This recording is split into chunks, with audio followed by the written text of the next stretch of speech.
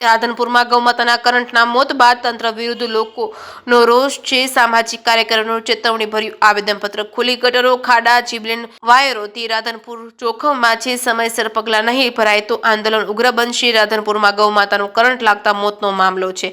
પ્રાંતમાં આવેદનપત્ર અપાયું હતું। શહેરમાં રોષ ફેલાયો છે। જીબીની ખામી, બેદરકારીના કારણે ઠેર ઠેર ખુલ્લા વાયર લટકતા જાનહાનિનો ખતરો વધ્યો છે। આ દુર્ઘટનાના જીવંત ઉદાહરણ લોકોમાં ભારે આક્રોશ છે। રાધનપુર પ્રાંત કચેરી ખાતે સામાજિક કાર્યકરો દ્વારા તંત્ર સામે આવેદનપત્ર આપવામાં આવ્યું છે।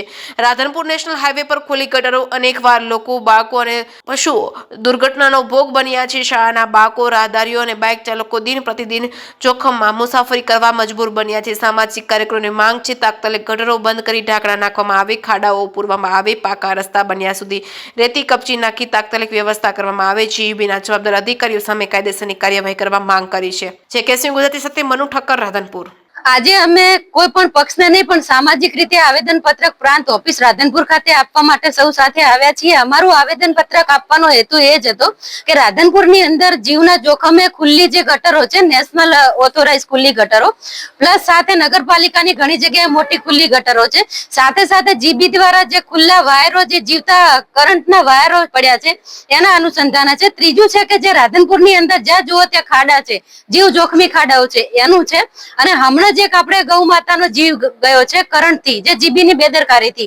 તો અમે અહીંયા આવેદન પત્રક આપવા માટે એટલા માટે આવ્યા છીએ કે જે ગૌ માતાને આપણે પૂજનીય ગણીએ છીએ અને એ ગૌ માતાનો અત્યારે જીવ ગયો છે। એટલે ગૌના સૌ ભક્તોનો અત્યારે અમારું પોતાની લાગણી દુભાઈ છે કે ગૌ માતાનો એક જીવ ગયો છે, એ પણ એક જીવ હતો ને આપણી માતા હતી। ત્યારે સૌને અમે અહીંયા આવેદન આપતા એ સાહેબને વિનંતી કરી છે કે જીબીની બેદરકારીથી મોત થયું છે તો લીગલી અને કાયદાકીય એમના ઉપર જે તે લાગતા હોય એમને કાયદાકીય લીગલી કાર્યવાહી થવી જોઈએ। સાથે સાથે જે ગટરની અંદર મોટા ખાડાઓ છે, મોટી ખુલ્લી ગટરો છે, ગટરના ઢાંકણા બંધ કરવા જોઈએ। અનેકો વાર અમે રજૂઆતો કરી છે બંધ કરવા માટે। અંદર કેટલા બાળકો પડી ગયા છે, હમણાં કેટલી મહિલા પડી ગઈ હતી, ચાલુ બાઇક સવાર પણ પડી ગયા હતા અને નંદી પડી ગયા, ગતકાલે ગાય માતા પણ અંદર ગટરમાં પડી ગયા હતા।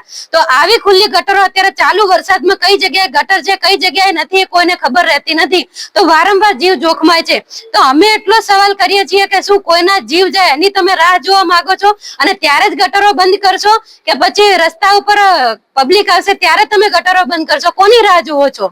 જીબીના કારણે કાલે જે ગૌ માતાની માનો કે હત્યા જ કહેવાય, જાણી જોઈને હત્યા કરવામાં આવી એવી ગૌ માતાની હત્યા છે અને આ ગાયની હત્યા થઈ છે। એવી ઘણી સ્કૂલો આગળ કે જ્યાં આવું વાયરિંગ અને થાંભલા છે, તો કોઈ પણ માલ સોયાનો પણ જીવ જઈ શકે એમ છે।